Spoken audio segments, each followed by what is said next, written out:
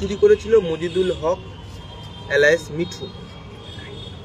একে গতকাল আমরা এর বাড়ি থেকেই অ্যারেস্ট করি। এ চুরি করার পর জিনিসগুলিকে সুজন কর্মকার, ঘুঘুমারিতে দোকান আছে, সেখানে বিক্রি করে। এই সুজন কর্মকারকেও অ্যারেস্ট করি।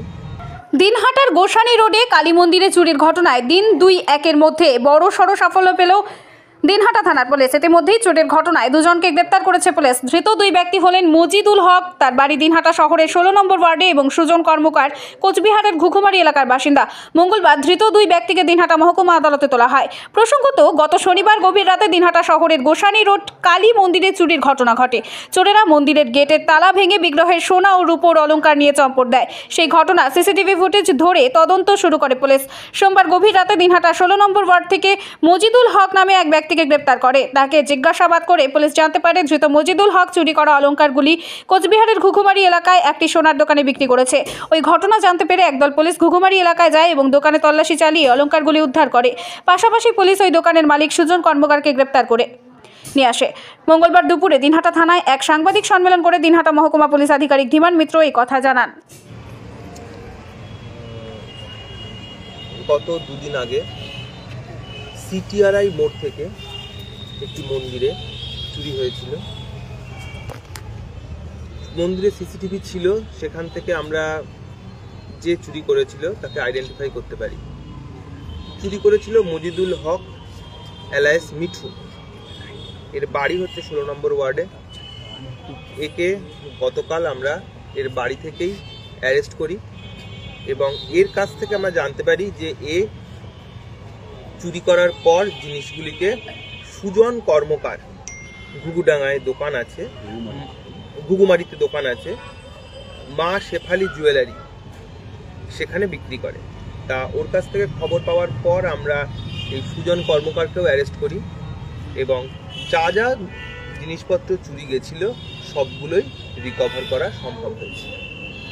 এখানে চুরি যাওয়া জিনিসের মধ্যে এই মুকুট ছিল তিনটে বাজুবন্ধ ছিল, 2টো নুপুর ছিল, মাথার টিকলি ছিল এবং ছিল কি বলে নাকছাবি ছিল এবং ফেস লিফট ছিল। এই যেটা দেখতে পাচ্ছেন সবকটাই আমরা উদ্ধার করতে পেরেছি। দুজন যে চুরি করেছিল এবং যার কাছে এই চুরি করা মালগুলি বিক্রি করেছিল।